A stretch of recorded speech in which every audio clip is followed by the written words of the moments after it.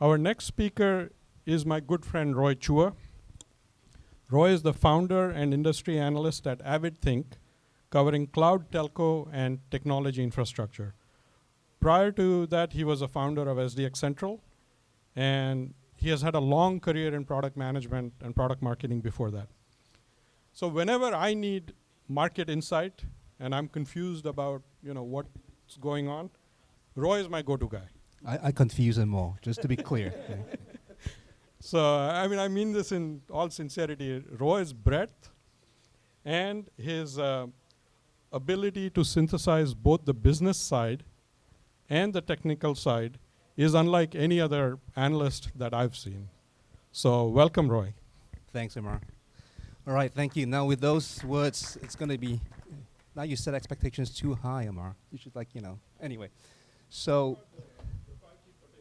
the 5G potato, yeah. Don't look up 5G potato. Now that I've said that, you'll go look up 5G potato, right, won't you? So as Amar says, I'm an analyst. I cover technology infrastructure. I've been in the industry for a little while now, probably too long. I didn't used to be on this side of the fence. I used to be on the other side of the fence. I used to be the entrepreneur side of the fence, but I found myself on the analyst side, which is a little refreshing and interesting, right? You get to see a lot of new technologies. So I think that's pretty cool. So I thought we'll start, talking about the edge. I think one of the things is the edge has been pretty hyped, and there's a lot of questions around. And Amar says, "Hey, Roy, can you talk about is the edge real?" Well, the fact that you're all here means probably the edge is real, because there's a lot of smart people here working on the edge, so it better be real, or we're all collectively wrong, right? So now, the next question is where, when, and where. So yes, there's a lot of smart people working on it. Doesn't mean it happens right away, right, as we know, right? And we tend to be, because we are entrepreneurs, because we all look to the future, we tend to be optimistic, right? And the question is, we're going to figure out whether we are optimistic realists or realistic optimists. And I'm not sure which category we all belong to, but we'll probably find out. And where, right? Where is the edge happening? So now, who are we? I'm not going to go through this slide. You can go look us up on the internet, but obligatory slide. And so the question, is the edge real? Let me move this way or the other way. It's kind of awkward, but anyway. And the answer is maybe, right? Maybe it's real. Probably it's real. We're all here gathered to talk about the edge, so it must be real, right? It can't be a collective hallucination, right? So, but before I start with the edge, I thought I'd talk about what's the edge, and I'm not going to try to define it. Linux Foundation does a better job than I do here, Rani, right? Yep, so LF Edge, I'm not going to compete with LF Edge. No one can compete with LF Edge in definitions, right? Or State of the Edge report, which I encourage you to download. I hope all of you have downloaded and read it already, so again, I think now Rani is happy, right? Okay, good. The edge is, I think, if not a figment of our imagination, but edge is definitional in the sense that the edge of what, right? We always ask, what's the edge of what, really? And I think if there was no cloud, there would be no edge. Because I think by definition, or more or less, the edge is the outskirts of the cloud. And so you need the cloud for an edge. And the reality for that is what we're seeing is the edge happens to be a set of locations that we think is pretty cool, right? On this left-hand side here, with the edge continuum, that happens to be part of a distributed cloud, right? I think that's probably the best way to look at it from an analyst's point of view, right? And so we have the customer or enterprise edge, which is we used to call that the computer room, right? In your building, that was called the computer room. Now we say, that's my edge, right? And it could be a public cloud edge that the public cloud reaches in, or that's my private edge, right? Because that sounds cooler, makes it sound more expensive, so it's now called the edge. Before it was computer room raised floors, right? And that was what it was. But there is one difference, and that's why it's called the edge. The difference is previously you went in there by hand and you modified and you managed it. And now, most likely, it's orchestrated somewhere, likely from the cloud, which is now you can define as the edge. And I bet you we're going to call it the edge even when you disconnect the cloud, but use the same principles to manage it.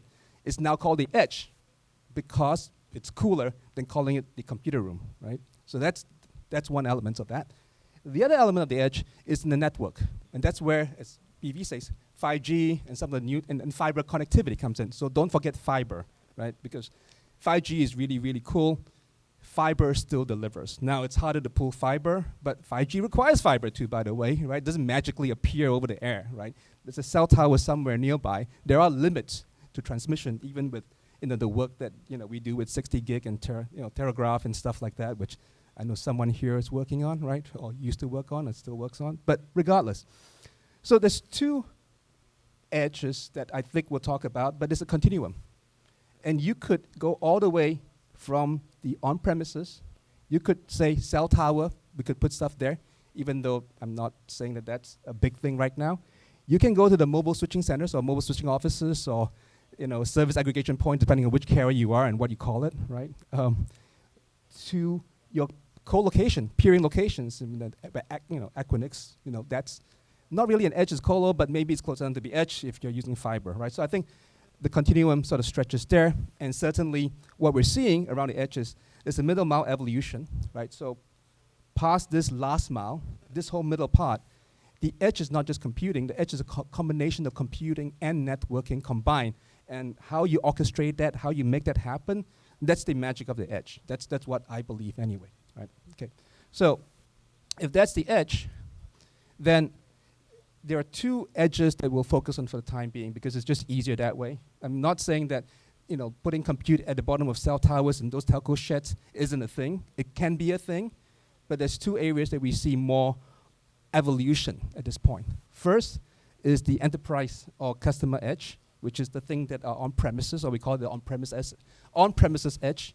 And then those who don't care about grammar call it the on-premise edge without the S, right? But that doesn't matter which way you spell it, it's still the on-premise edge, on-site. The other one is the cloud or telco edge, which is in the network itself. And those are the two elements that we're seeing as evolution. So, thank you. I have probably the highest end slide mover at this point in time, right? So it's a very high-end clicker. I don't think I can afford this one. But anyhow, so, but the other element around the edge, as BV said, is it's very hard to talk about edge and not talk about 5G. You almost have to, right? And 5G has all these promises that are in progress, right? And not all of it have been met yet. But it is in progress. And with 5G, both on the public side and the private side, you'll see that in a second, have awakened people to the promises of the edge as well, sort of simultaneously, right? And 5G promises a lot of things. Not going to go into detail. You can go read it. You can go look it up. Other people have described it much better than I have, right? But there's all these capabilities, and whether release 16 or release 17 or release 18 out there, right? That unlock all these capabilities. It's in progress, right? But in the meantime, there are real use cases that we are seeing starting, and I'll talk about a little bit more. With 5G and edge, and everyone has to throw in this word now, AI, ML, although increases the valuation of my slides by putting the word right there, right?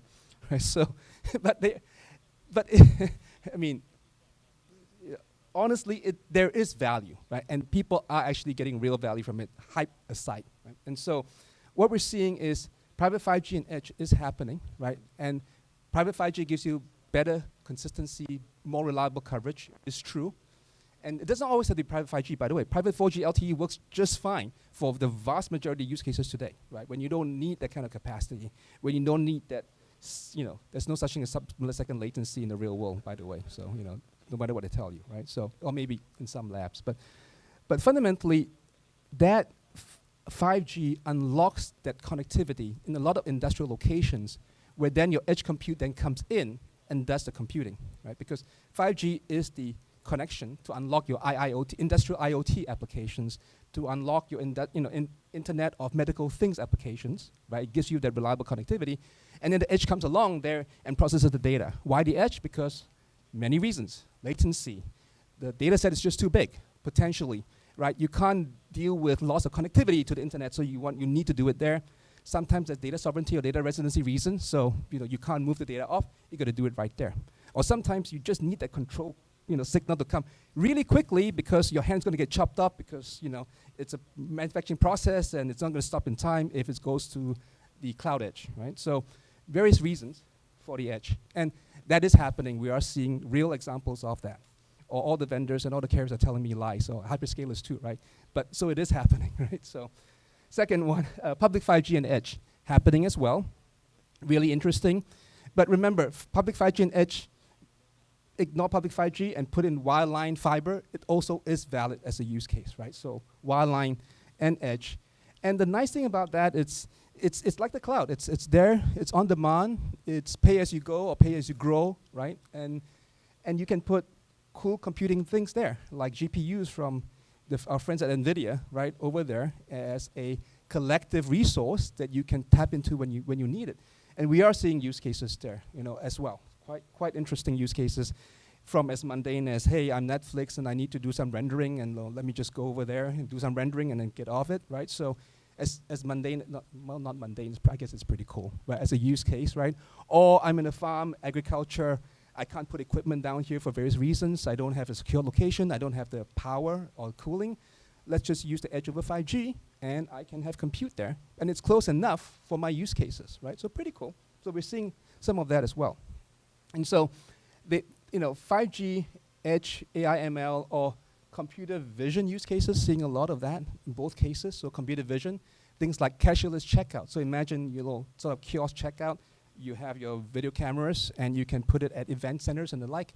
It goes out into the cloud edge over 5G, and you have cashierless checkout. So that's actually happening, and there are real measured benefits. So there's actually been field studies by the CSPs with actual benefits of that, right? So obviously, your card gets bigger, people buy more because it's more convenient, right? We buy faster, right? That's the habit, right? Credit card makes you buy more, buy faster. Cashierless checkout makes you go even faster and buy more, right? So real use cases. All right, let's move to the next one. And so, question, what and where are leading edge use cases, right? So obviously we have the cloud, which is not the edge, right? And then you have the edge, which is the stuff below. There's sort of two edges, as I said, that are happening. One is the metro mobile edge, right, with public 5G and fiber. The other one is the on-premises edge with private 5G, generally speaking, or happy to use Wi-Fi too. Wi-Fi 6 and 6E is great too, right, with Wi-Fi 7 coming along. Or it can even be industrial Ethernet if you like, right? But we're seeing sort of evolution across both, different use cases, obviously. A lot of the private ones you wouldn't call edge, the VM that we used to manage with vSphere is now running on a cloud adjunct, right? So now that's now the edge, right? So okay, cool, I guess that's the edge, right? But we're seeing that. And we are seeing a lot of use cases. So they come, I would say some of the early ones you can categorize into a couple of buckets. One is I need to accelerate my application and my CDN isn't quite cutting it because I need smart logic, right? There are things that are IoT based, that's certainly happening. So IoT, IIoT, IOMT, seeing those use cases, right? And here and in here as well, both.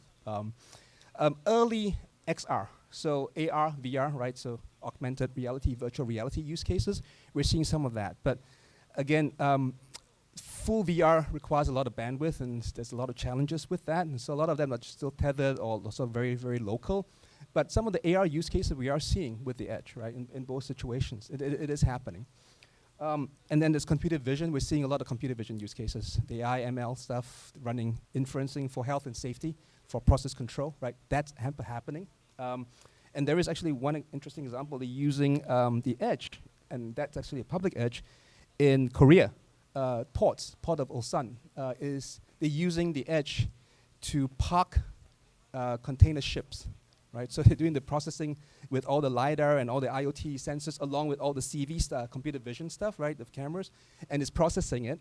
And then the dock workers actually have like an iPad, a tablet. They can see in real time what's happening, right, for parking a container ship, which turns out to be a pretty hard thing, right? And they're try to use AI to assist. So seeing like real world use cases across the world, right? Not just in the US, not just in Europe, but Asia also has a lot of use cases around those. So that's what we're seeing. That's what's happening in terms of that. And I'll leave you to read the text. I mean, you can get the slides after that. So, and then let's move on. So the next question that Amar says, hey, can you talk about when? Well, that's the hardest question of all in terms of, it's not a when, right? It's the how much by when. That's the problem. And that's what investors always want to know, right? BB's like, hey, how much by when, right? But he's a patient man, so I think it's good. But the edge is, starting from, what is edge to, hey, of course, edge, right? in between this, I didn't put dates. I put now, soon, and later, right? Because there is no date. Because what's the problem here? So those numbers I put up there, are numbers that I make up as an analyst. So we don't count markets, generally speaking. We count on other people who are much better at counting markets than we are, like the IDCs, the Gartners, and all the world. Those are real numbers they all come up with for the edge, right? That's 2022 numbers. So you go to different analysts that tell you it's 5. No, it's 25. No, wait, it's 50, right? And so what is it going to be by 2030? It's going to be 150 billion. No, 180 billion. No, 4 trillion, right? No, the 4 trillion number is from a respected analyst, and they include all the infrastructure. So they've wrapped the edge with the 5G infrastructure that powers the edge in there, right? So it becomes a huge number. Again, it's how you define it, right? And so, so I think the main context, I think more importantly, is the edge of what? Is the edge of cloud. What is cloud growing at? That one we can measure, right? And that one, I trust John Dinsdale at Synergy Research. I believe he does a pretty good job, and his team. And so it's 220 billion in 220 billion. I can't even say in 2022. Too many twos and zeros. Sorry, get confused easily. And it's growing somewhere between 15 to 40% year on year. Right? It's dropped, as you saw in the AWS numbers. Everyone's tracking it. 40, 27. Oh, end of the world. That base is pretty big. 27 is pretty decent, but end of the world, right? But regardless, right? That's the context, right? And so how much of edge how much of that is going to be edge? I think that's the way to look at it. That's the context, right? So when is edge? I think now, as I said, some of these workloads, there is edge now, right? It's just how much. But there are real workloads, and I'm sure Jim will tell you that there are he sees real workloads out there in the startups that he works with, right? Soon, I think, so today, on-premises, IoT, some of the more obvious workloads. Next, I think we'll see more wireless edge, right? App acceleration type stuff, and retail healthcare, I think we'll see. But healthcare, I think that whole 5G surgery thing, I think it's a cool demo, but it's going to take a while. I don't know why we always talk about it. The same thing like the edge-powered self-driving car. I'm like, no, it's an autonomous vehicle. You know the definition of autonomous? It means without help, on its own, without the edge, right? I mean, like edge goes away and all of a sudden your vehicle like blows up. It doesn't make sense, right? So there are some examples that you hear over and over again. And connected healthcare makes sense. Telemedicine makes sense. Remote surgery is going to take a little while, right? I mean, imagine the approval that you have to go through to get through that, right? So, but certainly. And then finally, we have an expert here who will tell you about CV2X, automotive. There is a long sort of foundation building, right? And that will take time. But when it pops, then it will pop. And at that point, the wireless edge makes a lot of sense. Having that stuff in the MSO, MSC, SAP, depending on which carrier you come from, whatever you call it, right? That's important because the latency is important, right? Using it to augment information on the road, to give you additional information that's localized, right? High definition maps, things like that. Absolutely. But takes time. Not tomorrow, right? Maybe next week, Ravi, right? Maybe.